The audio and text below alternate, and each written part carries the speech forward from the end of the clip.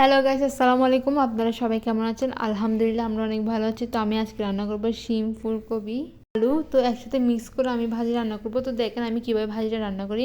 তো প্রথমে চুলা আমি একটা হাঁড়ি বসিয়ে দিয়েছি। এবার হাঁড়িটা গরম হওয়ার সাথে সাথে পরিমতো তেল দিয়ে দিয়েছি। তেল যখন একটু সামান্য গরম হয়ে আসবে তারপর দিয়ে দিব হচ্ছে পরিমতো পেঁয়াজ কুচি।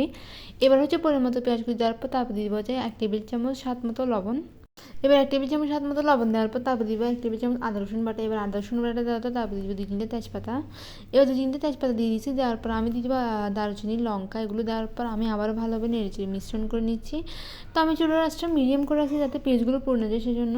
এবার চুলার আঁচটা মিডিয়াম করে রাখছি। রাখার পর আমি আবার দিয়ে দিব সবগুলো মশলা। তো আমি আপনাদেরকে বলতেছি আমি এখানে কী কী মশলা ইউজ করতেছি।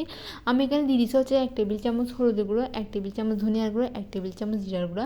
তো আমি এই 3টা মশলা ইউজ করছি। দেওয়ার পর আমি হচ্ছে ভালোভাবে নেড়েচেড়ে ভালোভাবে পেঁয়াজের সাথে ভালোভাবে মিশ্রণ করে নিচ্ছি। তো দেখতেছেন মিশ্রণ করে নেওয়ার পর তারপর আমি দিয়ে দেবো 2-3টা কাঁচামরিচ কুচি। এবার 2-3টে কাঁচামরিচ কুচি দেওয়ার পর আমি আবারও ভালোভাবে নেড়েচেড়ে নিচ্ছি। তারপর আমি আগে থেকে শিমগুলো ভালোভাবে কুচি করে নিচ্ছি, তারপর আলুগুলো কুচি করে নিচ্ছি, তারপর ফুলকপিগুলো কেটে দিয়ে ভালোভাবে পরিষ্কার করে নিচ্ছি। এবার সবগুলো আমি দিয়ে দিচ্ছি সবজিগুলো। সবগুলো সবজি দেওয়ার পর দেন হচ্ছে আমি এগুলো ভালোভাবে মশলার সাথে ভালোভাবে নেড়েচেড়ে মিশ্রণ করে নিচ্ছি। সবগুলো একসাথে একদম ভালোভাবে নেড়েচেড়ে মিশ্রণ করে নিচ্ছি। তো দেখতেছেন এবার আমার ভালোভাবে নেড়েচেড়ে মিশ্রণ করা শেষ। তারপর আমি কিছুক্ষণ সময়ের জন্য ঢাকনা দিয়ে ঢেকে রাখবো।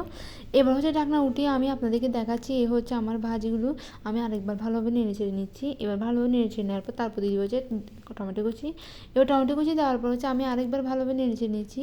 নেড়েচেড়ে নেওয়ার পর দেন হচ্ছে আমি কিছুক্ষণ সময়ের জন্য ঢাকনা দিয়ে ঢেকে রাখতেছি এবং ঢাকনা উঠিয়ে আমি আপনাদেরকে দেখাবো যে আমার রান্নাটা কেমন হয়েছে।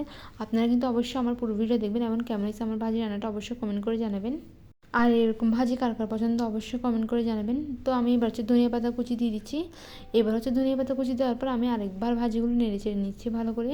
এবার নেড়েচেড়ে নেওয়ার পর তারপর কিছুক্ষণ পর রেখে দেবো চুলার মধ্যে। রেখে দেওয়ার পর দেন হয়ে যাবে আমার রান্নাটা অবশ্যই কমপ্লিট হয়ে গেছে বলতে গেলে প্রায় কমপ্লিট হয়ে আসছে। এবার আপনাদের সাথে একটু দেখাচ্ছি লাস্ট এ হচ্ছে আমার রান্নাটা কমপ্লিট হয়ে গেছে। এবার আমি চুলার আঁচটা মিডিয়াম করে এবার কিছুক্ষণ পর আমি আবার চুলাটা বন্ধ করে দিচ্ছি। আমার রান্নাটা কমপ্লিট হয়ে গেছে এখানের মধ্যে।